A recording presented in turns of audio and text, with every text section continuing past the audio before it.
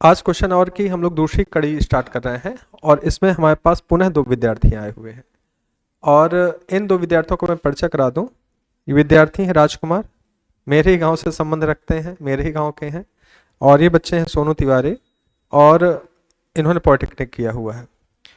दोनों विद्यार्थी बहुत ही अच्छे हैं पढ़ने में। उम्मीद करता हूं कि जैसे अभी जो दो विद्यार्थी आए थे उन्होंने भी काफ़ी अच्छा परफॉर्म किया।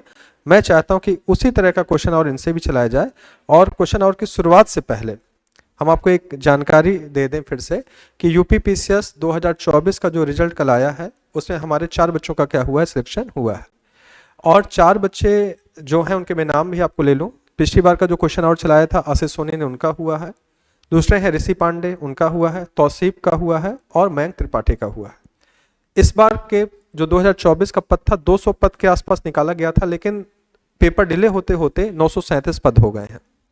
और अब तक की सबसे बड़ी भर्तियों में क्या है, ये शामिल है। उम्मीद करता हूं कि बच्चे कोई ना कोई नाम लाएंगे, लेकिन मेरा एक सपना है कि अगर इनमें से कोई एसटीएम बनता है तो हम लोग गर्वान्वित महसूस करेंगे और तहलका मचाएंगे बांदा में। अब इसी कड़ी पर अगर वो सीनियर इतना अच्छा कर सकते हैं तो अब आप लोग को भी कुछ ना कुछ करना होगा, है ना। तो सबसे पहले अपना परिचय में अपना नाम, इंटर का परसेंटेज, यूआरडी कब ज्वाइन की और आपका आगे का लक्ष्य क्या है, ठीक है। सर मेरा नाम राजकरण है, मैं ग्राम बेंगा का रहने वाला हूं। मैंने अपना इंटर चिचारा मॉडल स्कूल से किया है और मेरे इंटर में 60% है।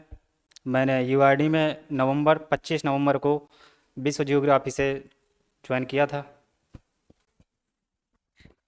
सर मेरा नाम सोनू तिवारी है। मैंने अपना इंटर जीजीआईसी से किया था और मैंने यूआरडी नवंबर से ज्वाइन की थी।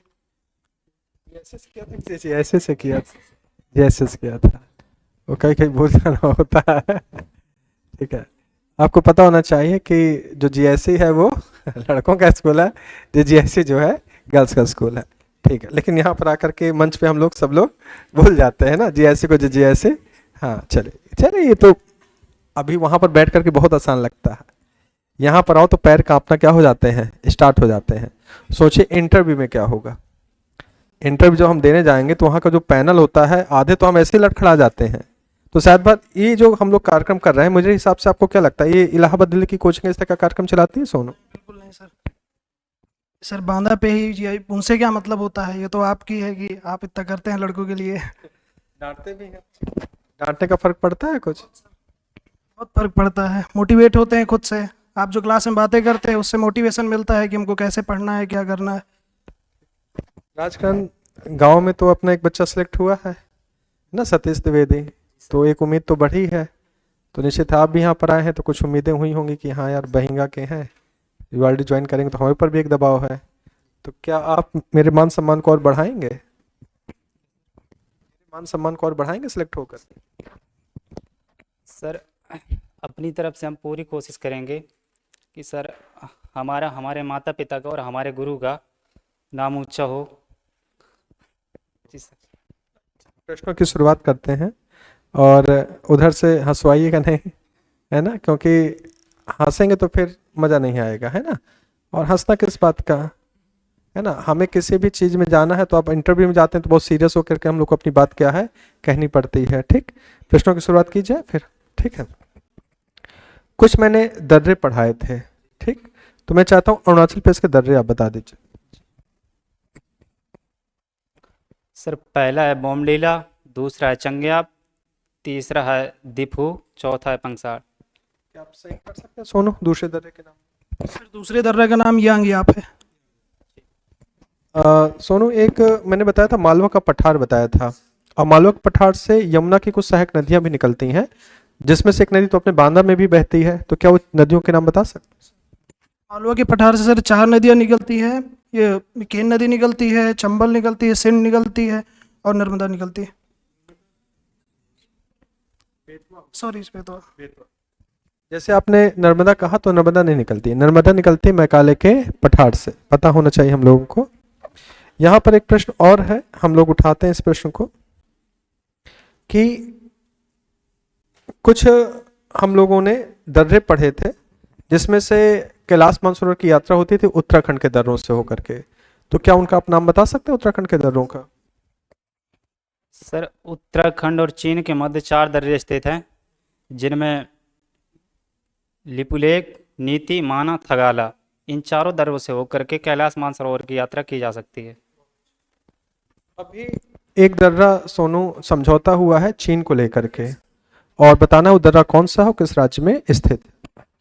सर चीन के साथ नाथुला ला के बारे में हमारे साथ समझौता हुआ है। ये दर्रा सिक्किम में चुम्बु घाटी के आसपास मौजूद है और इससे कैलाश मानसरोवर की यात्रा सफल हो पाएगी। यही समझौता हमारा चीन से हुआ है।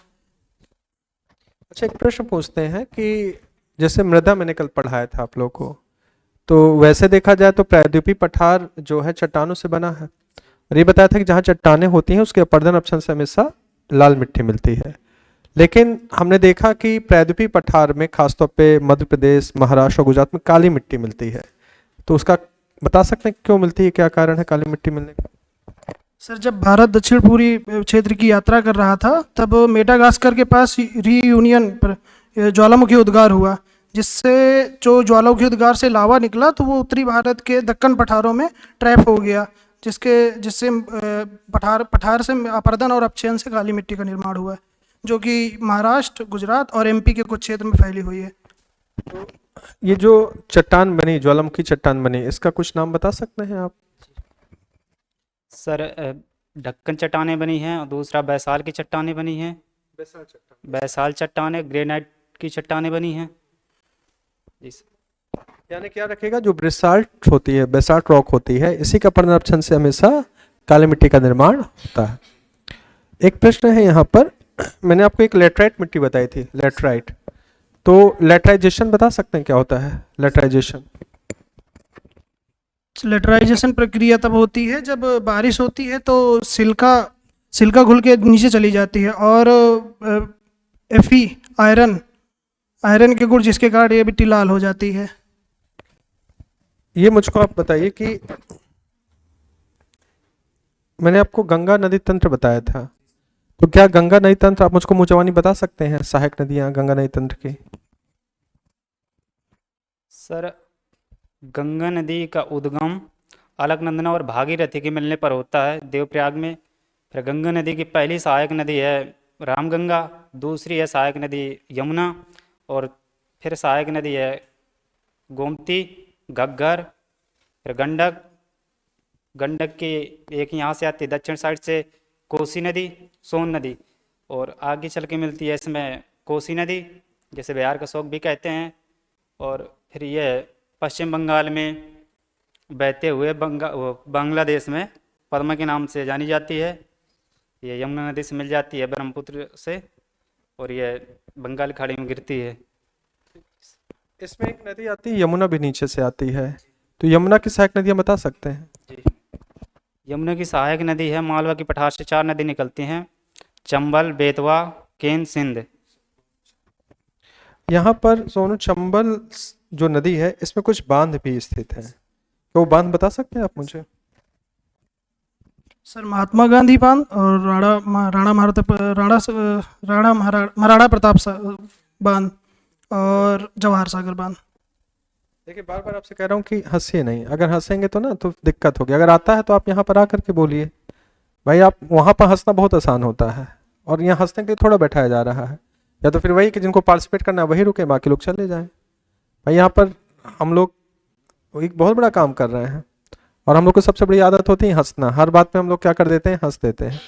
अभी किसी से बताओगे ना कि पीसीएस में 4 रिजल्ट है, अरे पीसीएस प्री तो निकला है, अरे तुम प्री निकाल के दिखा दो यार। 5 लाख लड़के भाग लिए थे, इतना कठिन क्या था, पेपर था। इलाहाबाद दिल्ली में जाने 4-4 साल से लड़के तैयारी कर रहे हैं, नहीं निकाल पा रहे हैं, और यहाँ के सिर्फ फाउंडेशन बैच से बच्चे प्री निकाल दे रहे हैं और लाखों रुपए फूंक रहे हैं। कहाँ पर लोग, इलाहाबाद और दिल्ली में। यहाँ तो शायद फीस इतनी न्यूनतम है कि इससे ज़्यादा फीस तो आप लोगों ने इंटर में कोचिंगों में दी होगी, हकीकत है। लेकिन बस ये है कि हम लोग कई बार उसको मजाक में लेते हैं, है ना। तो ठीक है, जितने हैं, बीहड़ पे काम हो रहा है। बांदा क्या है, एक बीहड़ है शिक्षा का। यहाँ पर लोग शिक्षा लेना पसंद नहीं करते, हकीकत है। हम भी यहीं के हैं, आप भी यहीं के हैं, तो उस पर 10 सालों से अलग जगह जा रही है, तो थोड़ा सा अच्छे से पार्टिसिपेट करो। और हंसना ही है तो फिर इधर आओ, देखते हैं कितनी हंसी निकलती है। बोलती बनना हो जाए तो कहिएगा। हाँ, यहाँ पर मंच में आते ही पहले तो हाथ पैर क्या है, कांपने लगते हैं, पसीना आने लगता है, जो आ रहा है कई बार वो भी भूल जाता है, हकीकत है। आप लोग बहुत अच्छा बता रहे हैं। ये मानिए कि दोनों, जो पहला क्वेश्चन और चला, ये जो दूसरा चला, 10 में से आपने लगभग 8 तो जवाब बिल्कुल सही दिए हैं। एक दो है इधर से उधर स्लिप हुआ है, वो भी स्लिप हुआ है, वो आता है, लेकिन कई बार बोलना कुछ और है और निकल कुछ और जा, ये होता है ना। तो एक प्रश्न और पूछते हैं, फिर हम लोग आगे बढ़ते हैं, ठीक है। यहाँ पर मैंने आपको कुछ यूपी में कहा था याद करने के लिए, है ना, वंजू विहार और पश्चिम विहार। तो मैं चाहता हूं कि मैं जो पूछता जाऊं बताते जाइएगा, ठीक।